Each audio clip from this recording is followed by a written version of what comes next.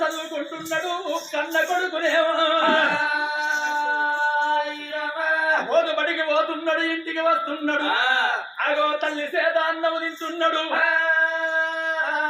తల్లి సంబరపడుతుంది తండ్రి సంబరపడుతున్నాడు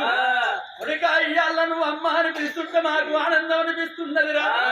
అమ్మ అన్న పిలుపు లోపల ఎంతటి కమ్మదనం ఉన్నది